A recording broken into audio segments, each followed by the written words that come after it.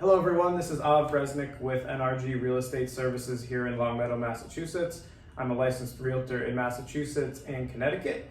And today I just wanted to take a couple minutes to talk about 5 aspects of the offer to purchase form that I feel are most important when submitting an offer, or if you're a seller, when reviewing offers that come in on your property. There are more than 5 elements to an offer, but these are the 5 that I feel stick out and you should be aware of whether you're a buyer or a seller. This is specific to Massachusetts, as every state will vary a little bit, but this can also be applied to a majority of states. So the offer to purchase, number 1, obviously, as you can probably guess, is the price.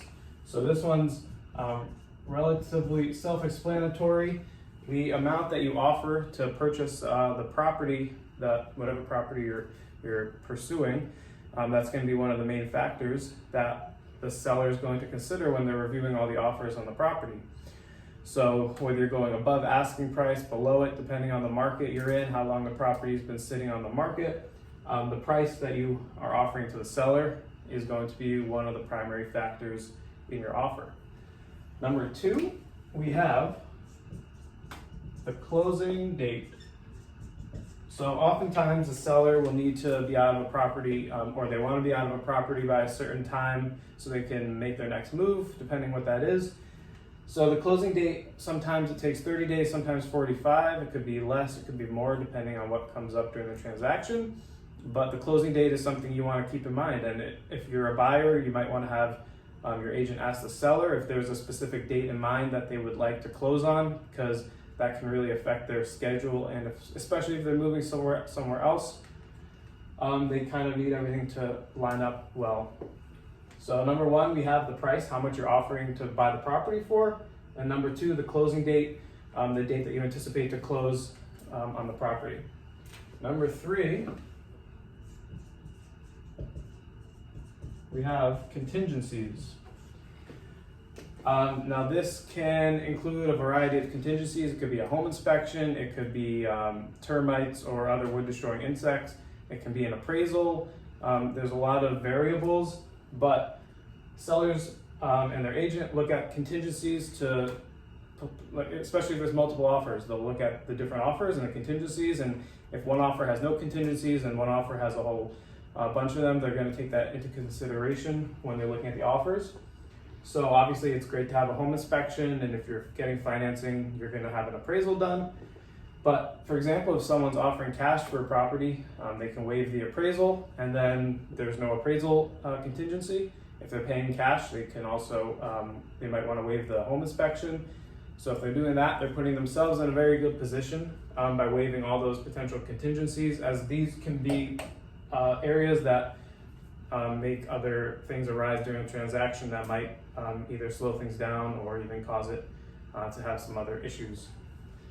So you want to keep in mind your contingencies. Maybe you have a house to sell and you can't buy this property without selling your current home. So you need to keep in mind that if you're buying that house and it's contingent upon the sale of your home, the sellers are going to keep that in the back of their head when they're looking at the offers that they receive for their property. Number 4, we have financing.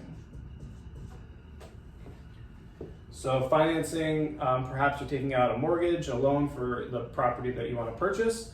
It could be conventional, VA, USDA, FHA, there's a whole variety of loans. And the sellers and their agent and you as a buyer, you're gonna have the loan that's right for you, that you qualify for, but they're gonna be looking at the type of financing that you have.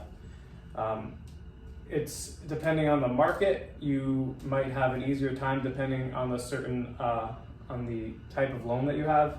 In some markets, there's a lot of cash buyers and they're not getting any financing, so there's a lot of less contingencies with a cash offer. But for the majority of people, they'll be taking out a mortgage for the property. And number 5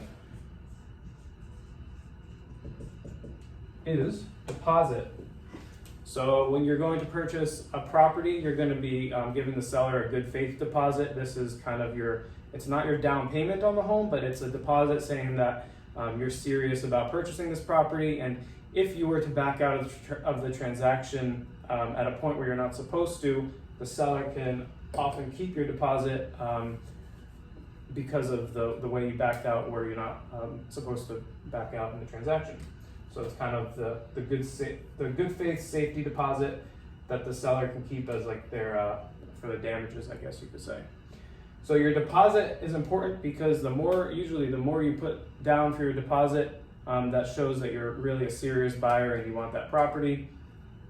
And the seller and their agent will view it that way too. If you're just putting down $1,000 on a $500,000 home, that's something you can walk away from, and you're probably not going to be too worried about that $1,000. But if you're purchasing a $500,000 home and you're putting, let's say, $50K or any greater amount down, they're going to see that you're really serious about purchasing their home, and they're going to view you as a well-qualified buyer.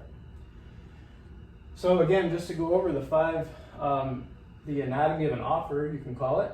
We have the price, so how much you're offering to purchase the property for, the closing date.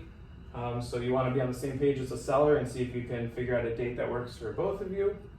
Contingencies, whether you have to sell your house, if you're having home inspections and appraisal. Some of these might be required in certain situations, but if you can eliminate some of them, you're going to be in a better position. Number 4, we have financing. So what type of financing do you have? If you have a loan, what type of loan is it? Are you paying cash and don't have to worry about getting a mortgage? And number 5 is the deposit that you put down for the property. That goes towards your purchase price, but is not your down payment. And I'd like to get into more details of the offer to purchase and the whole buying process in the future. If you have any video topic ideas, feel free to leave a comment and let me know what you'd like me to cover. Hopefully this helped clear up a couple of points of confusion at times, as you know, purchasing a home is a big life decision and there's a lot that goes into even just the offer. And in this market, you might be submitting multiple offers, and although your agent will be writing the offers up, you as the buyer are still going to be signing the paperwork and going over it. And if you have any questions, you're going to be asking your agent about that. So hopefully this helped clear up something. If you have any questions, feel free to leave them down below. And I hope you all have a great day. Take care.